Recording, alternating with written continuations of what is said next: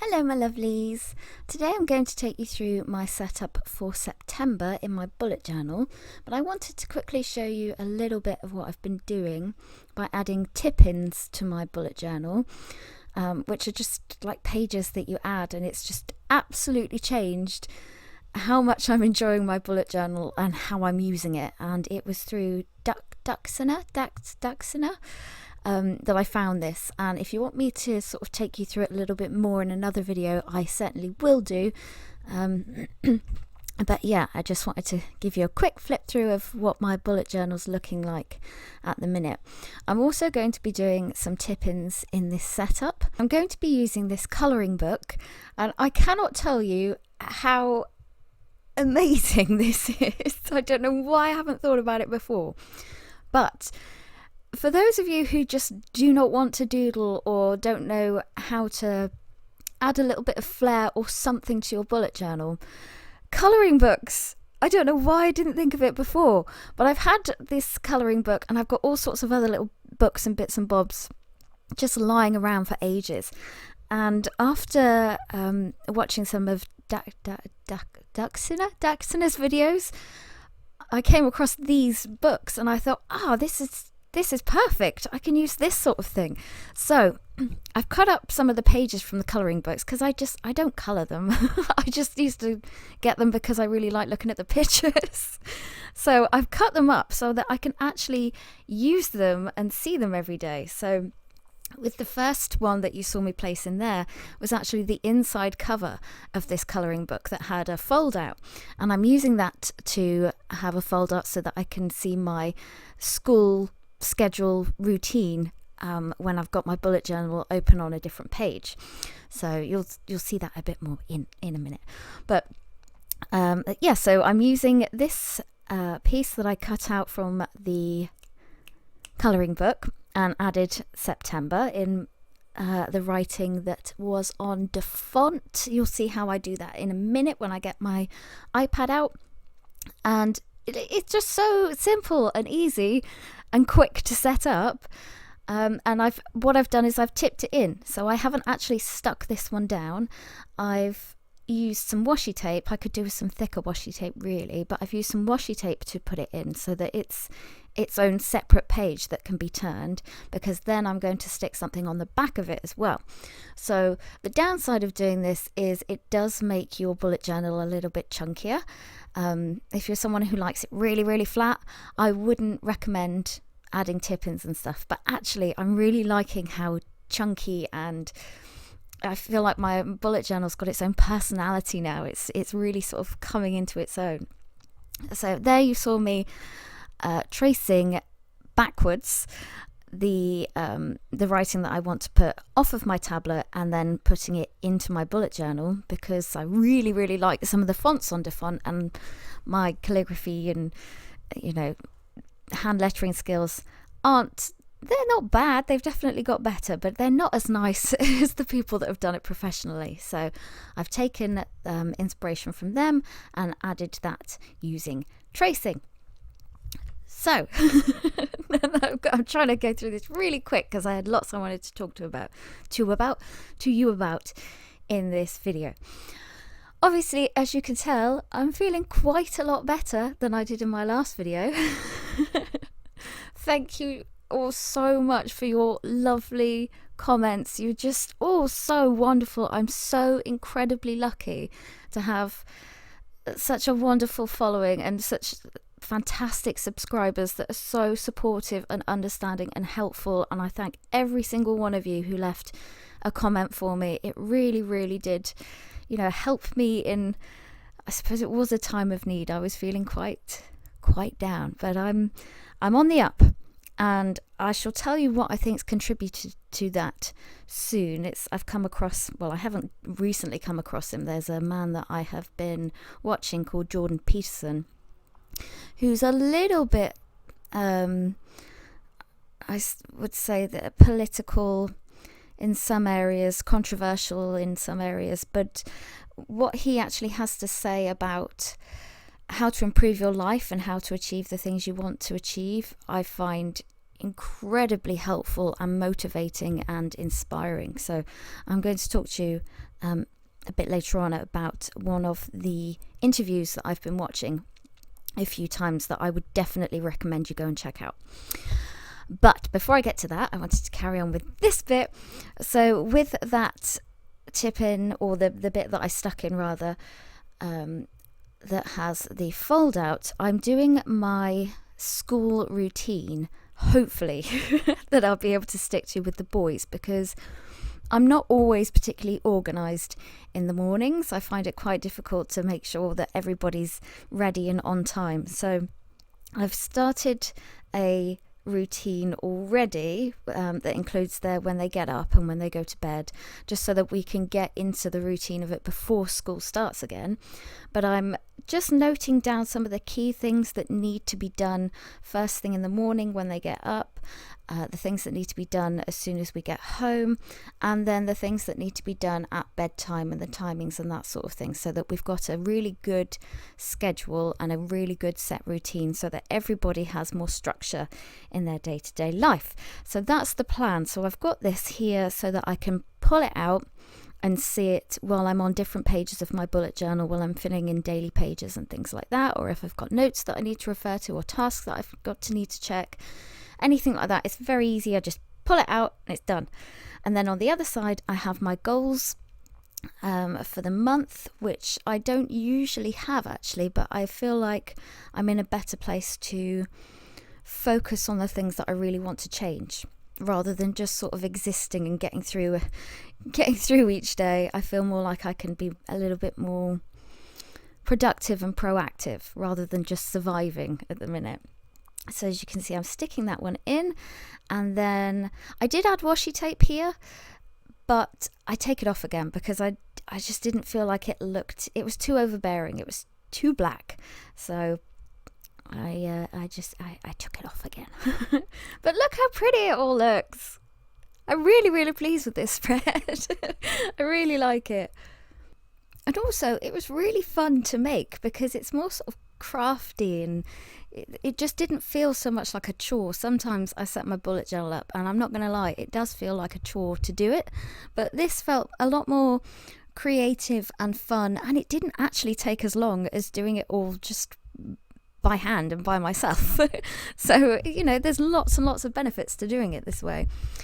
So on this page, I've got just a piece of stuff. I've got all sorts of papers and note cards and, stickers just flying about the place, and I haven't been utilizing them as much as I could have been. So I'm just sticking all sorts into my planner now. So I've got this month. Obviously, it's a completely different setup to my usual, but I was getting a little bit. It's been working really well for me for a while, so I've been doing the same thing, but I just wanted to change things up. So I've changed my setup for my monthly schedule and planning. And in the note to self bit, I am going to come back again. I forget, but I do come back again and write in the different things where I usually have what I'm watching and reading and learning, my high point, the low point, things like that. Just so that I've got a really quick view of the month and how it was to look back, because I'm not very good at doing the whole month in review thing and writing all about that. I just can't be bothered. But I do like to have, just a quick view of what's been going on and how that month went. So that's where I put those things. It's just quick little notes. So I've got a quick overview. And then in this pages again, I've got another one of these pages that I pulled out from another book. I can't remember what this book was or what it's called, but it's just one I found in a bookshop, and I just cut some pages out of it, stuck some in, tipped one in. It's already got the lines on it, so that's where I'm going to put my to-do list.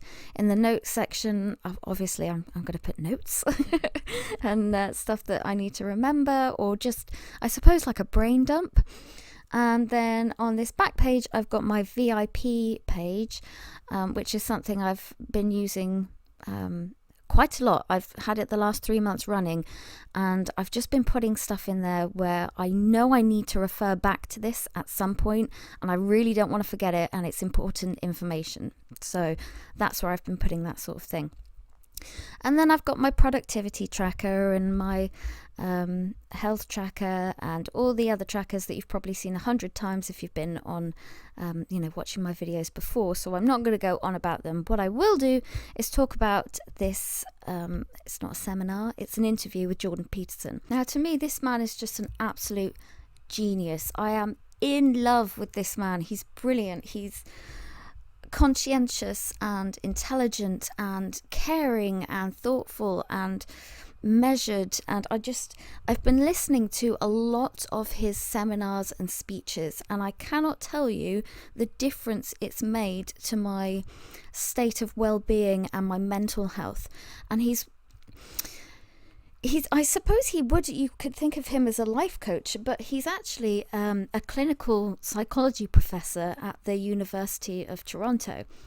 And he seems to be particularly helpful for young men because a lot of young men are saying he's the father figure that I didn't have. He gives really good advice on just getting yourself together and making the most out of your life.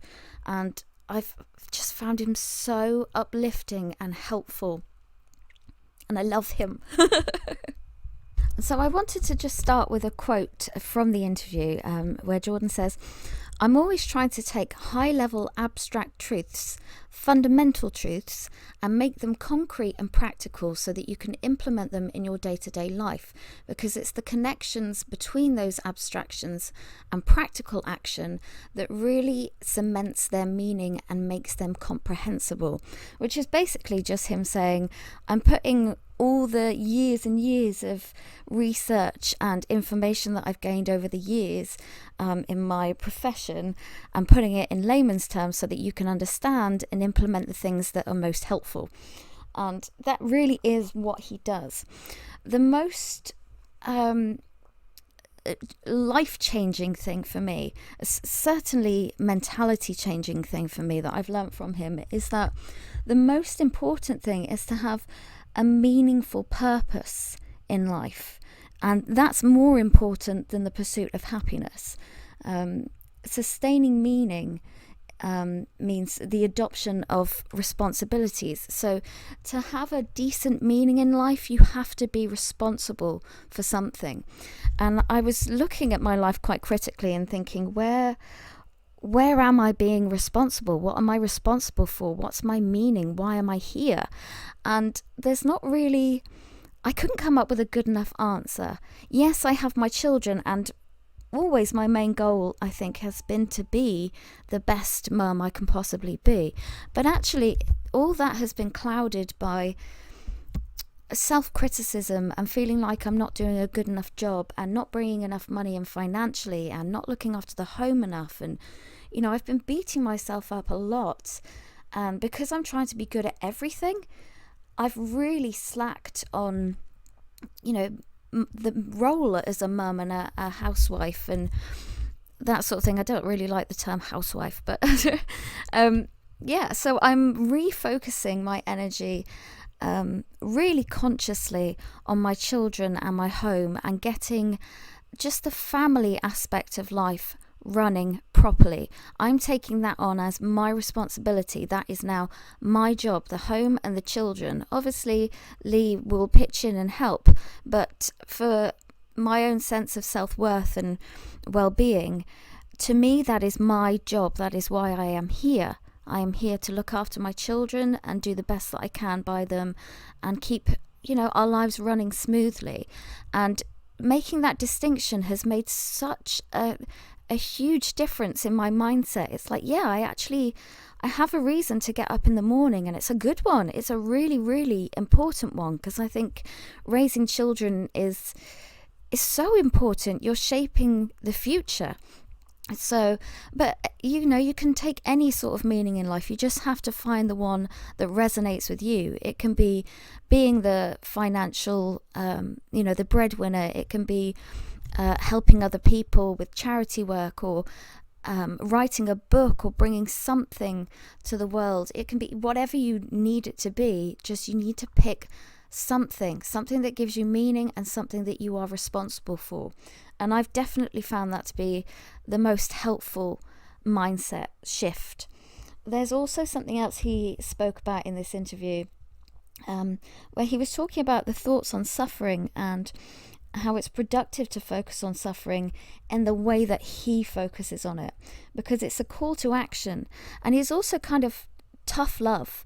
You know, he doesn't sugar the pill. He says things how he thinks they are, and I agree with most, if not all, of what he's saying when I think about it logically.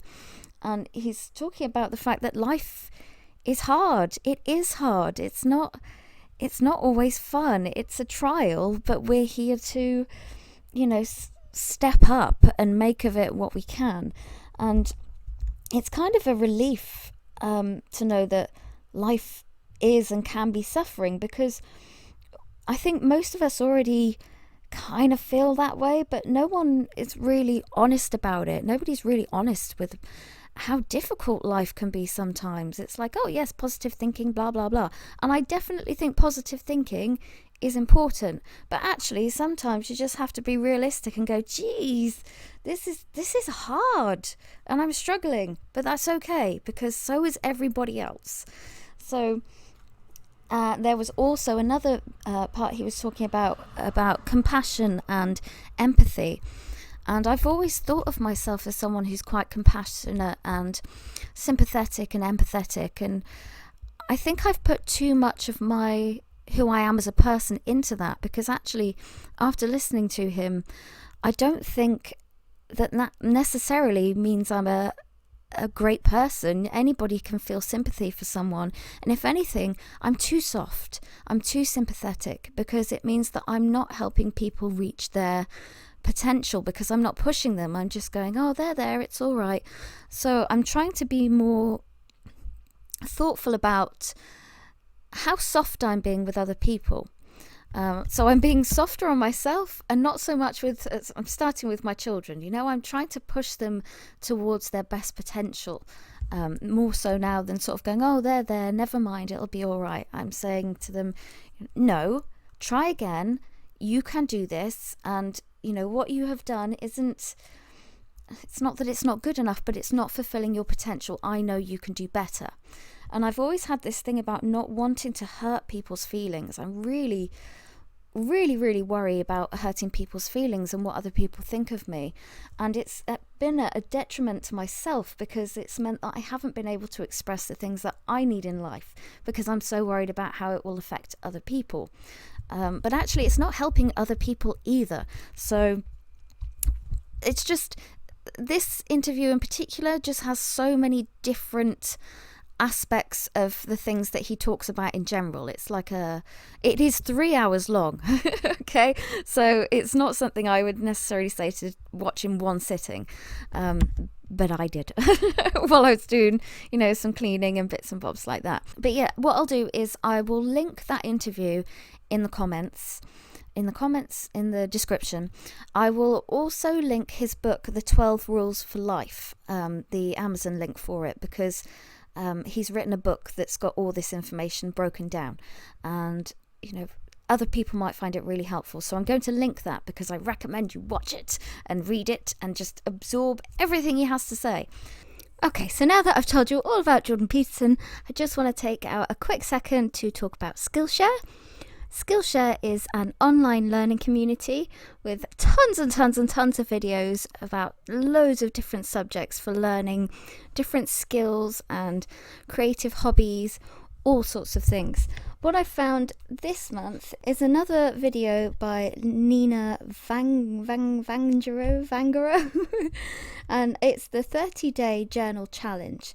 Establish a habit of daily journaling. So I think we all know that journaling is good for you in the long run, because it helps you clarify things in your own mind, and it's just a really great habit to get into. But it's quite a difficult, well, for me personally, I found it quite a difficult habit to get into. So it's great that there's this video that gives you all these tips and tricks, and she really does go into so much detail. The class is suitable for people at any level, whether you're new to journaling or whether you've done it for a long time. but she gives you 30 days of different prompts to help you and guide you along the way to get into a good habit of it. So I definitely recommend checking her video out. A yearly subscription to Skillshare works out at less than $10 a month, which I think is amazing for the amount of content that you get. And the first 1,000 people to use the link that Skillshare has provided will get 2 months worth of Skillshare for free. So there's really no reason not to give it a try. So yes, highly recommend Skillshare as always, and thank you Skillshare for sponsoring this video. So just a quick baby update. He's kicking away, I can feel him. It is a little boy, another little boy, so 3 boys. I'm just going to be stuck in a house with so much testosterone. I'm kind of excited to have a tribe of boys, but honestly, I was so desperately wanting a little girl. And I have struggled a little bit with gender disappointment, which is a really taboo subject, but I'm open to talking about it if it will help other people that have experienced the same thing. So, you know, if you'd like me to talk about it, then let me know in the comments and I'll make a separate video talking about that. But I'm coming to terms with the fact that I will probably never have a daughter, which is something that I've always desperately wanted, but obviously I'm so happy to have another little man in my little family. So yeah, that's my baby update. We don't know much more other than that, although I am going to go for a 4D scan with my mum hopefully soonish, so I get to see his little face. So yeah, I'm excited. So the last thing I wanted to say was, again, just thank you all so much for being so lovely after my last video. And like I said at the time, you know, I'm feeling better. It happens. You go up, you go down. I could go back down again for all I know, but at the minute I feel like I'm on the right track with listening to, Jordan Peterson. I feel like I've got someone in my corner and like I can do it. I can, you know, I've got help there. So that's about all that I had to say for this video. So I shall leave you to have a look at the flip through. I hope you've all enjoyed your August, and I wish you the very best for September, especially those who have children and are looking forward to them going back to school. If you enjoyed this video, please like and subscribe if you haven't already, because I know there's loads of you that haven't subscribed that watch these videos, because my analytics tells me that you keep coming back. So press that subscribe button, and yeah, I'll see you in the next video. Bye.